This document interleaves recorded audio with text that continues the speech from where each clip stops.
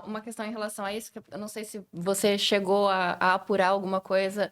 A relação das bets, das apostas esportivas com esses clubes e também com as empresas que fazem as transmissões dos jogos, como é que ela fica nesse cenário? Porque essas empresas, elas patrocinam os clubes, patrocinam os campeonatos, patrocinam as transmissões.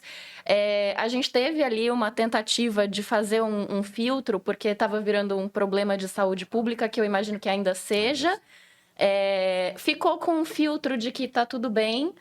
Esse dinheiro continua circulando. Como é que é a relação dessas empresas com esses clubes e com as empresas de mídia que fazem as transmissões dos jogos? Você chegou a se aproximar disso? Assim, a gente não trata diretamente disso, né, na reportagem, mas sim, tangencialmente aí na apuração, eu apurei algumas coisas em relação a isso, né? As bets têm angariado muito dinheiro com essa questão, que é um fenômeno de saúde pública, o vício em jogo.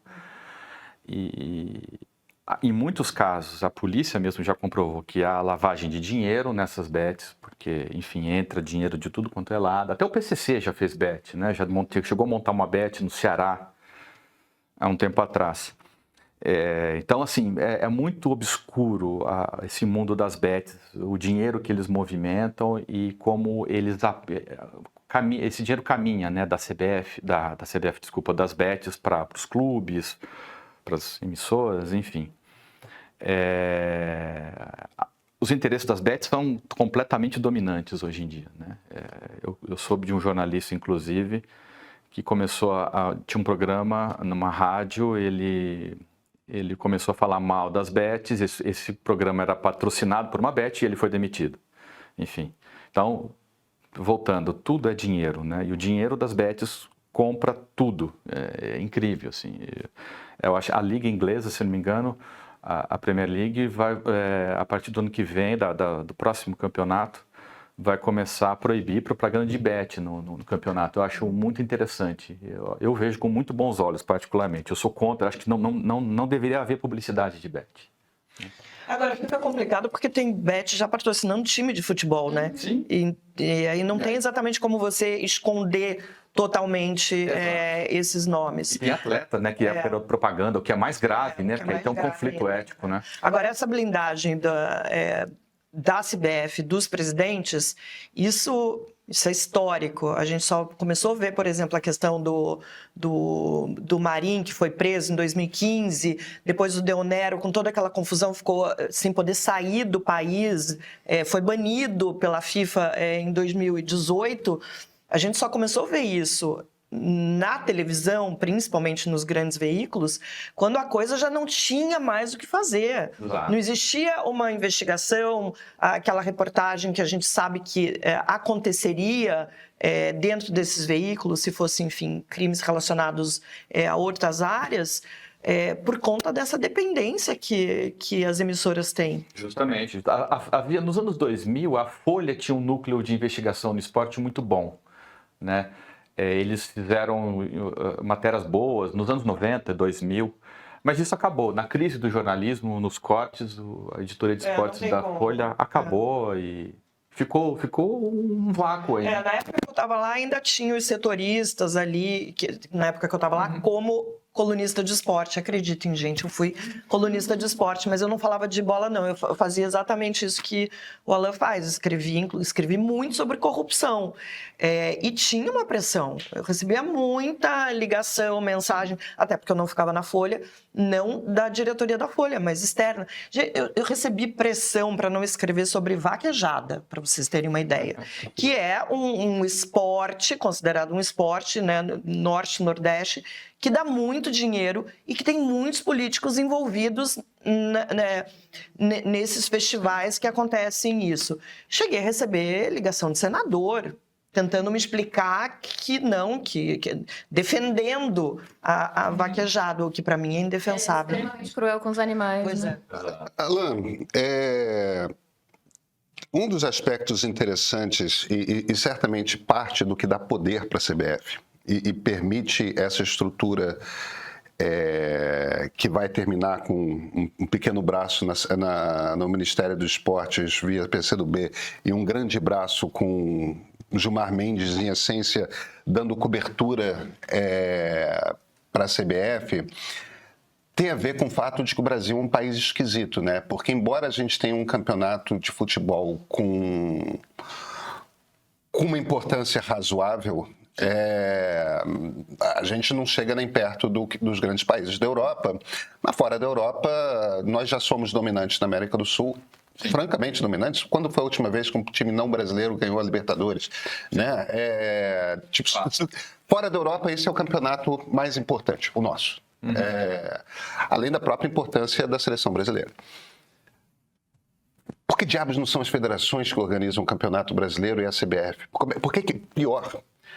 Por que não são os clubes, como acontece em qualquer outro lugar, e é a CBF que organiza? Você chegou a entrar nisso? O que passa? Por que os clubes abrem mão desse poder? E desse dinheiro, né, cara? Exato, é uma coisa que, olha, eu não consigo entender também. Eu acho que nem os próprios cartolas conseguem entender, porque eles vivem brigando. Eles nunca chegam num consenso sobre a liga. Tanto que hoje tem 2 ligas.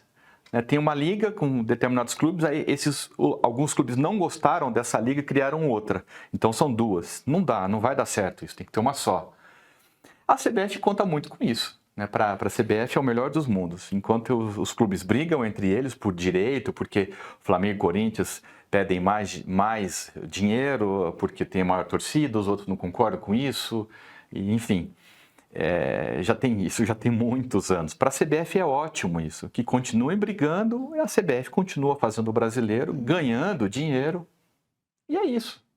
O Edinaldo, inclusive, eu consegui apurar que nessa última reeleição dele, ele ganhou o apoio de todos os clubes das séries A e B com a promessa de não interferir na criação da liga.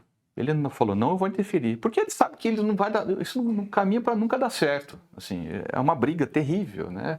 Tudo por dinheiro, né? Geralmente, tudo se resume a dinheiro. Agora, a única vez que a gente fez uma liga e que pôde dar certo, tiraram do Flamengo o nosso título de campeão de 87. E você sabe que é verdade. Mas, claro, pô. Você inventar o Campeonato Brasileiro, me permitem daqui a pouco vai ter gente reclamando de Fla-Press, né? Depois você obriga a ter um quadrangular contra o campeão e o vice da segunda divisão, para com isso, né?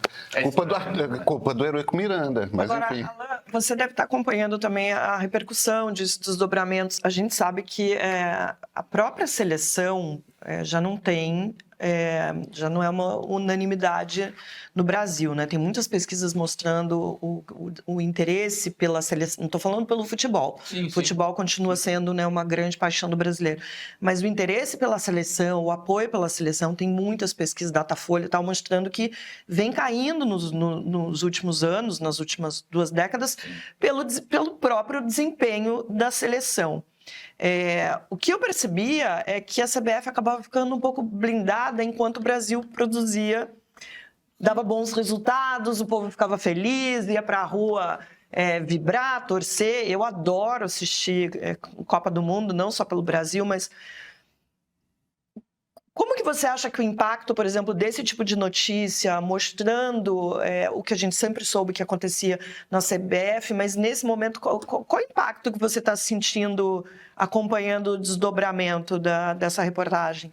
Pois é, Marilisa, essa é uma ótima questão. Como eu falei, né, eu acompanhei a eleição do Edinaldo, foi numa segunda-feira, meados de março agora. Enfim, todas aquelas cenas que eu falei. E ele, no discurso de posse dele, de vitória dele, ele fala, não, vamos caminhar por uma seleção brasileira cada vez melhor e tal. Ok, no dia seguinte tinha Brasil e Argentina. A gente estava sentindo que alguma coisa ia dar ruim lá, nesse jogo. Que foi o que aconteceu, foi uma coisa vexatória aquilo, né? Uma situação vexatória. 1-0, ok, né? Tínhamos a conclusão do nosso texto. Sim, não precisa dizer nada. Olha, o Edinaldo fala isso, futebol cada vez melhor, cada vez... E, pô, no dia seguinte o Brasil perde de 4-1 para a Argentina. 4-1, eu falando que era 1-0, não, isso já foi outro jogo. 4-1 para a Argentina, justamente. Então... Pra você ver, né, a falta de... Eu já nem lembro que foi 4-1. E essa associação, eu acho que pegou muito pro leitor da matéria, ele se revolta com isso. Eu acho que a gente conseguiu fazer com que o leitor ele associasse uma coisa com a outra.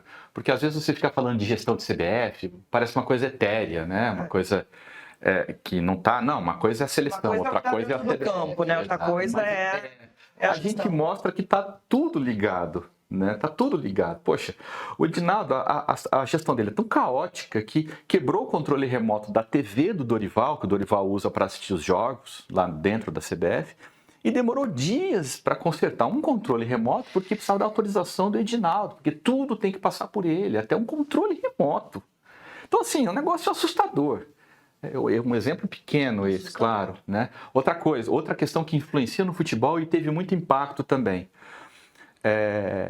O Wilson Cenemi assumiu a comissão de arbitragem da CBF em 23, com a promessa de construir um centro de treinamento para árbitros aqui no Rio, nos moldes do que a Conmebol tem em Assunção, um centro muito moderno, custou 10 milhões de dólares.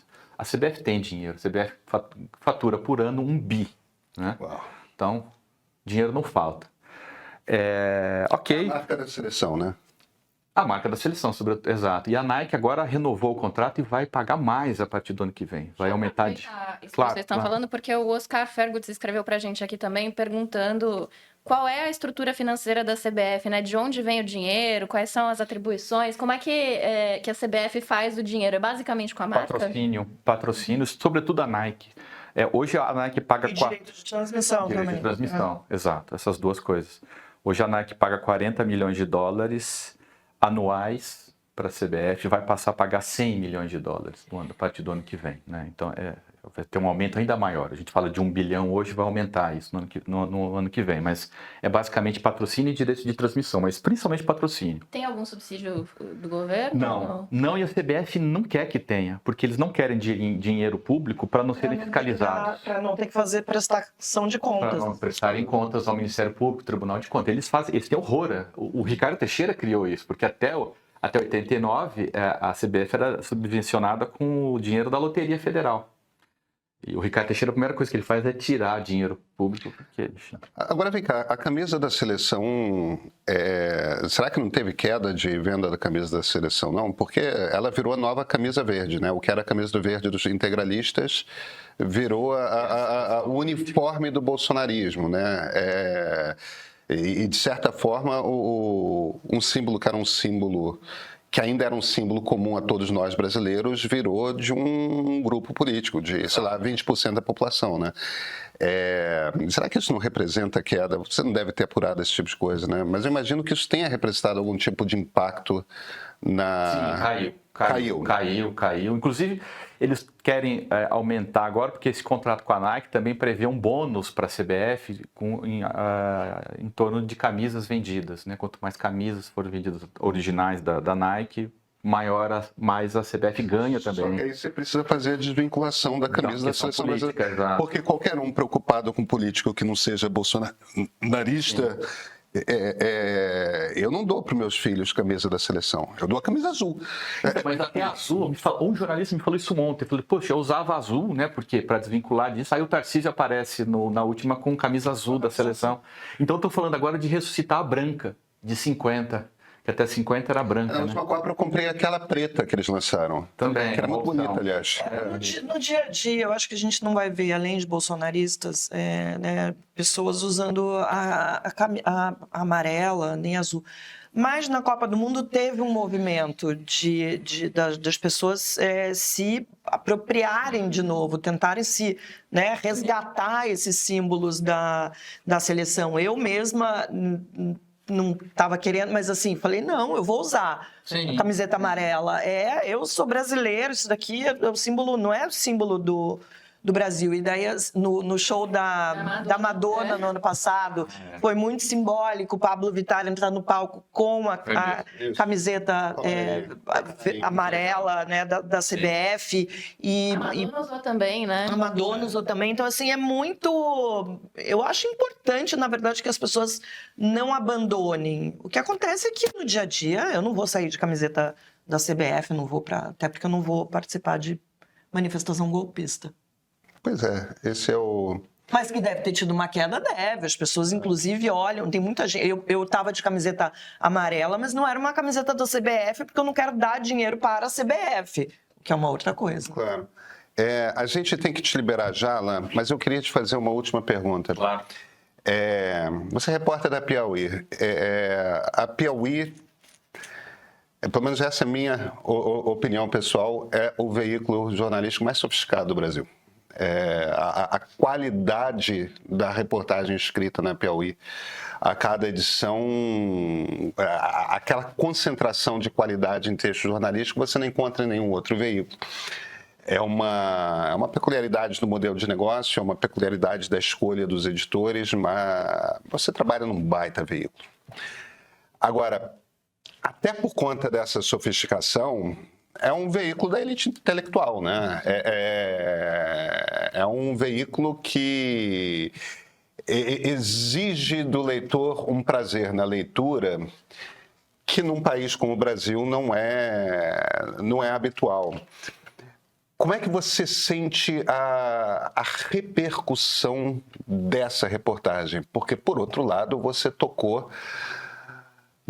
ali num ponto que poucas coisas são mais universalmente brasileiras do que futebol, seleção brasileira, tudo mais. Você tocou ali no cerne da nossa cultura popular.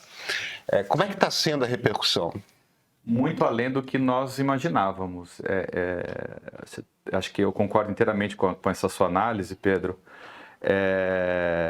E eu acho que essa reportagem ela furou qualquer bolha, assim.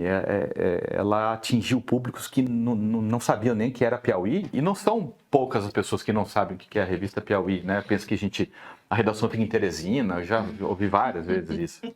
Não, a redação fica no Rio. É o foro que fica em Teresina. Foro. Justo.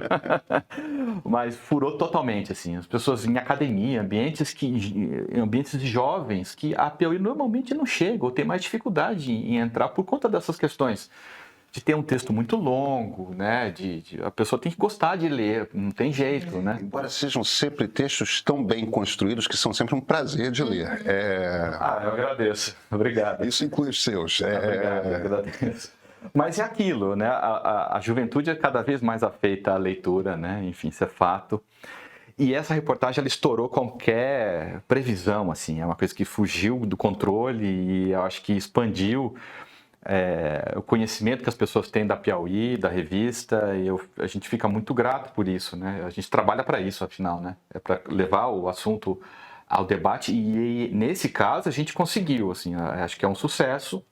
As pessoas discutem no bar essas, né? Qual foi a repercussão política da reportagem? Olha, o principal é essa apropriação da matéria pela extrema-direita, mas por outros interesses, né? Por interesses para criticar o Gilmar Mendes, por conta das críticas que o Gilmar Mendes tem feito, a questão do projeto da anistia e tal, mas isso é uma outra questão que a gente não tem controle, mas não é uma coisa que a gente quer entrar definitivamente, né? Tá se falando em CPI na Câmara, no Senado, mas acho que também o Instituto da CPI está tão gasto assim que ninguém leva a sério aquilo, né? E eu não acho que também tem algum futuro isso. E as CPIs que já foram feitas em relação ao CBF, todas não deram nada. Todas. A CBF tem uma bancada, a bancada da bola é histórica, né? Ele que vai barrar qualquer coisa lá dentro, enfim. Então, agora é isso, assim, agora a pressão política não houve diretamente à revista, pelo menos por enquanto, exato, né? A gente tem outro personagem importante que é o Lira, né, o Arthur Lira, que, só para resumir, ele fazia uma oposição ferina junto com o Gustavo Feijó, alagoano também, vice-presidente da CBF. Eles faziam uma oposição ferina ao Edinaldo. Quando o Edinaldo sai do poder, naquele dezembro de 2023, acontece uma reunião no escritório do advogado do Lira em Brasília, em que o Feijó e o Lira tentam colocar a candidatura do Feijó para suceder o Edinaldo, porque achavam que o Edinaldo não fosse voltar mais. Só que o Edinaldo volta pelo Gilmar Mendes, e uma das primeiras medidas do Edinaldo no cargo é contratar a advogada do Lira por 10 milhões de reais, para advogar em 3 processos que a CBF tinha, processos, enfim, outros assuntos. Um deles, inclusive, está quase julgado já, não tem muito o que fazer, enfim, 10 milhões, estranho. E coincidência ou não, depois o Lira e o Feijó nunca mais falaram nada contra o Edinaldo, depois disso. Depois, inclusive, o Feijó tira os recursos judiciais que ele tinha contra o Edinaldo. No mesmo dia que ele tira, a CBF paga 2,5 milhões de reais diretamente para a conta dele. CBF, Feijó, Pix. É estranho.